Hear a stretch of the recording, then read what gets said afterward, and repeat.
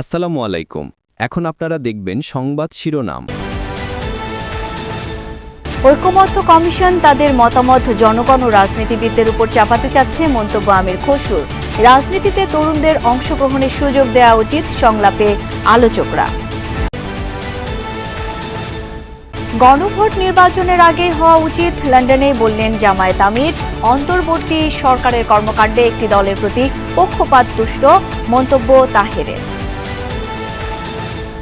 তরুণদের রাজনৈতিক দলগুলোর জোট গঠনের সিদ্ধান্ত হয়নি এখনো, তফসিল ঘোষণার পরই পরিষ্কার হবে ভবিষ্যৎ। কিভাবে সামনের নির্বাচনে আমরা একত্রিত থেকে সামনের নির্বাচনকে আমরা ফেস করতে পারি, সে আলোচনাগুলো আমাদের মধ্যে রয়েছে। না, এখনো আমরা ওই ধরনের কোনো চূড়ান্ত সিদ্ধান্তে পৌঁছাই না, এখন তো একমতই হই না আমরা, প্রাথমিকভাবে আমরা আলোচনা শুরু করেছি। আমরা আলাপ আলোচনা চালিয়ে যাচ্ছি। এক্ষেত্রে যদি সম্ভব হয়, প্রগতিশীল দল, মধ্য বামপন্থী, মধ্যপন্থী অনেকগুলো দল এখানে কাজ করছে। নিষেধাজ্ঞা উঠে গেলেও পর্যটক উপস্থিতি নেই সেন্ট মার্টিনে, শুধু দিনে ভ্রমণের অনুমতি দেয় আগ্রহ নেই ভ্রমণ পিপাসুদের। ডেঙ্গু সংক্রমণের ভয়ঙ্কর মাস গেল অক্টোবর, ৮০ জনের মৃত্যু, হাসপাতালে ভর্তি ২২,০০০। ডিসেম্বর পর্যন্ত প্রকোপের সংখ্যা কীটতত্ত্ববিদদের। আমাদের এলাকায় ঘরে ঘরে ডেঙ্গু, কারণ কোনো ওষুধপাতি দেয় না। বলতাছি বারবার, এই যে আমরা লোক নাই গা, আপনারা আসতেছেন না কেন স্যালাইন দেওয়ার জন্য? স্যালাইন দেবো, আমরা লোক নাই গা। ১৫ বছর যেমন ডেঙ্গু পরিস্থিতি নভেম্বরে বেশ কমে আসতে শুরু করে, কিন্তু এবছর তা হবে না। এবছরে নভেম্বর তো থাকবেই, ডেঙ্গু ডিসেম্বরেও ডেঙ্গুর প্রকোপ বেশ ভালো আকারে থাকবে। আসসালামু আলাইকুম। এখন দেখবেন সংবাদ বিস্তারিত। ঐকমত্য কমিশন তাদের মতামত জনগণ ও রাজনীতিবিদদের উপর চাপাতে যাচ্ছে। মতামতের জন্য কমিশন গঠন করা হয়নি, একথা বলেছেন বিএনপির স্থায়ী কমিটির সদস্য আমির খসরু মাহমুদ চৌধুরী। দুপুরে রাজশাহী জেলা পরিষদ অডিটোরিয়ামে বিভাগীয় ব্যবসায়ী সম্মেলনে তিনি একথা বলেন। আমির খসরু বলেন, ঐকমত্য কমিশন তাদের সিদ্ধান্ত চাপিয়ে দেওয়ার মাধ্যমে নির্বাচন পেছাতে যাচ্ছে। তিনি জানান, বিএনপি ক্ষমতায় গেলে ১৮ মাসে ১ কোটি চাকরির ব্যবস্থা করবে। মেগা প্রজেক্টের পরিবর্তে জনগণের অংশগ্রহণের মাধ্যমে নিশ্চিত করা হবে উন্নয়ন। আমির খসরুর দাবি, আগে যারা রাজনৈতিক পৃষ্ঠপোষকতা পেয়েছে তারাই ব্যবসা করেছে, তবে লুটপাট করেছে বেশি। কমিশনের তো মতামতের জন্য তাদেরকে সেখানে রাখা হয় না, তাদেরকে রাখা হচ্ছে জাতীয় ঐক্যমত করার জন্য। এখন তাদেরও আবার একটা মতামত আছে, আবার ওইটা আপনাকে মানতে হবে। আমার অনুরোধ, ঐক্যমত কমিশনের যারা আছেন, যারা আপনাদের কথা, আপনাদের দাবি রাজনীতিবিদদের উপর চাপাতে চান, জনগণের উপর চাপাতে চান, তাদের প্রতি আমার অনুরোধ, আপনারা যে কাজ করতে আগে ওই জায়গায় ফিরে যান। জাতীয় নির্বাচনের আগে গণভোট না এলে এর কোনো মূল্য নেই বলে মন্তব্য করেছেন বাংলাদেশ জামায়াতে ইসলামীর আমির ডাক্তার শফিকুর রহমান। শুক্রবার যুক্তরাষ্ট্র থেকে বাংলাদেশে ফেরার পথে পূর্ব লন্ডনে এক সংবাদ সম্মেলনে কথা বলেন তিনি। দাবি করেন, ক্ষমতায় গেলে দেশ থেকে দুর্নীতি দূর করবে জামায়াতে ইসলামী, প্রবাসীদের ভোটাধিকার নিশ্চিত করবে বলেও জানান। গুম খুনের অভিযোগে অভিযুক্ত ২৫ সেনা কর্মকর্তা ভয়ানক মানবাধিকার লঙ্ঘন করেছে, এমন মন্তব্যও করেন জামায়াতের আমির। সকলকে ধন্যবাদ। আসসালামু আলাইকুম। উনি কি বলবেন? অন্তর্বর্তী সরকারের কর্মকাণ্ড অতীতেও একটি বিশেষ দলের প্রতি আনুগত্যের বহিঃপ্রকাশ ঘটিয়েছে।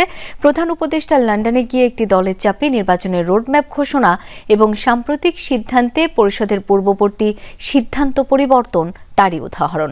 কুমিল্লায় একথা বলেছেন জামায়াতের নায়েবে আমির ডাক্তার সৈয়দ আব্দুল্লাহ মোহাম্মদ তাহের। এই সরকারের বিভিন্ন কর্মকাণ্ড অতীতেও একটি বিশেষ দলের প্রতি আনুগত্যের বহিঃপ্রকাশ ঘটেছিল। প্রধান উপদেষ্টার লন্ডন গিয়ে একটি অসময় এবং অবৈধ চুক্তি, একটি দলের চাপে নির্বাচনের রোডম্যাপ ঘোষণা, পুনর্বিবেচনার নামে দলের প্রতি যে আনুগত্য প্রকাশ করেছে সরকার, নিঃসন্দেহে এই সরকারের নিরপেক্ষতা ক্ষুণ্ণ হয়েছে। অনেকদিন ধরে আলোচনা চললেও এখনো মধ্যম পন্থার রাজনৈতিক দলগুলোর জোট নিয়ে কোনো সিদ্ধান্ত হয়নি। শেষ পর্যন্ত এনসিপি সহ তারুণ্য নির্ভর কয়েকটি দলের নির্বাচনী জোট হবে কিনা তা নিয়ে আলোচনা প্রাথমিক পর্যায়ে। এমন দলগুলোর মধ্যে জুলাই সনদ বাস্তবায়ন প্রক্রিয়া নিয়েও রয়েছে বিভক্তি। নেতারা বলছেন আগামী দিনের বাংলাদেশের রাজনীতিতে নতুন বন্দোবস্ত চান তারা। বিস্তারিত বিভাজিত করা যাবে না। গত ২৮ ফেব্রুয়ারি জুলাই আন্দোলনের নেতৃত্বাধীন তরুণদের রাজনৈতিক দল জাতীয় নাগরিক পার্টি এনসিপির আত্মপ্রকাশ ঘটে। এরপর থেকেই বিভিন্ন সময়ে বিভিন্ন দলের সাথে জোট গঠনের কথাও শোনা যায় জোরালোভাবে। একটি নতুন রাজনৈতিক বন্দোবস্তের আকাঙ্ক্ষা থেকে এই অভ্যুত্থানে সাড়া দিয়েছিল। রাজনীতির মাঠে বেশ কিছুদিন ধরেই গুঞ্জন রয়েছে মধ্যমপন্থার রাজনৈতিক দলগুলোর জোটবদ্ধ হওয়া নিয়ে। এনসিপি, এবি পার্টি, গণ অধিকার পরিষদের সঙ্গে আলোচনায় থাকা ৯টি দলের মধ্যে বাম ও প্রগতিশীল ঘরানার ৬টি দলের রাজনৈতিক প্ল্যাটফর্ম গণতন্ত্র মঞ্চও রয়েছে। তবে কতটা সত্যতা রয়েছে এই তথ্যে? মধ্যমপন্থার রাজনৈতিক দলগুলোর সাথে কথা বলে জানা গেল, জোটবদ্ধ হওয়া নিয়ে আলোচনা হয়েছে বেশ কয়েকবার, তবে এখনো কোনো সিদ্ধান্তে পৌঁছায়নি। কিভাবে সামনের নির্বাচনে আমরা একত্রিত থেকে সামনের নির্বাচনকে আমরা ফেস করতে পারি, সে আলোচনাগুলো আমাদের মধ্যে রয়েছে, কিন্তু এখনো পর্যন্ত আসলে ফিক্সড কোনো সিদ্ধান্তে আমরা পৌঁছাতে পেরেছি বিষয়টা এখন পর্যন্ত সেই জায়গা পর্যন্ত পৌঁছাতে পারিনি। না, এখনো আমরা ওই ধরনের কোনো চূড়ান্ত সিদ্ধান্তে পৌঁছাই না। এখন তো একমতই হই নাই আমরা, প্রাথমিকভাবে আমরা আলোচনা শুরু করেছি। আলোচনা এখনো চলমান আছে, কোনো সিদ্ধান্তে আমরা এখনো পৌঁছাতে পারিনি। আমরা আলাপ আলোচনা চালিয়ে যাচ্ছি। এক্ষেত্রে যদি সম্ভব হয়, প্রগতিশীল দল, মধ্যপন্থী অনেকগুলো দল এখানে কাজ করছে। রাজনৈতিক দলগুলোর নেতারা জানান, আগামী দিনে রাজনীতিতে নতুন বন্দোবস্ত আনতে চান তারা। ভোটের মাঠে মধ্যমপন্থার রাজনৈতিক দলগুলো নতুন মেরুকরণ করতে চাইলেও নানামুখী শঙ্কাও আছে। তবে তফসিল ঘোষণার পরপরই চূড়ান্ত হবে এই নির্বাচনী জোটের ভবিষ্যৎ। জোটের বিষয়টাতে এনসিপি এখনো পর্যন্ত সবার জন্যই ওপেন রয়েছে। আবার একই সাথে আমরা জোট করব কি করব না, সেই সিদ্ধান্ত আমরা চূড়ান্তভাবে গ্রহণ করিনি। সেই সিদ্ধান্তগুলো আমরা হয়তো খুব অল্প সময়ের মধ্যে আমরা গ্রহণ করতে পারবো।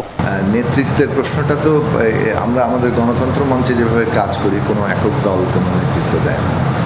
তো এটা আসলে ওই ধরনের কোনো একটা নির্দিষ্ট দলীয় নেতৃত্ব আমরা আর অনেকগুলো দল কাজ করবে এইরকম কোনো জোটের জায়গা আমরা এখন ভাবিনি। ৮ মাসেরও বেশি সময় বন্ধ থাকার পর আজ থেকে পর্যটকদের জন্য সীমিত আকারে দুয়ার খুলল সেন্ট মার্টিনের। তবে পর্যটক না পাওয়ার আশঙ্কায় জাহাজ চালানো বন্ধ রেখেছেন মালিকরা। সরকারি প্রজ্ঞাপন অনুযায়ী দেশের একমাত্র প্রবাল দ্বীপে নভেম্বরে শুধু দিনের বেলায় ভ্রমণ করতে পারবেন পর্যটকরা। দিনে মাত্র ২০০০ ভ্রমণ পিপাসু সুযোগ পাবেন যাওয়ার, তবে মানতে হবে সরকারি ১২টি নির্দেশনা। এদিকে সরকারি নির্দেশনার পাশাপাশি বিভিন্ন কড়াকড়ির কারণে পর্যটক খরার আশঙ্কা করছেন সংশ্লিষ্টরা। তাই জাহাজ চালানো শুরু না করার সিদ্ধান্তের কথা জানিয়েছে sea cruise operator owners association of Bangladesh. এমন ঘোষণায় সেন্ট মার্টিনের ব্যবসায়ীদের প্রস্তুতিও পড়েছে শঙ্কার মুখে।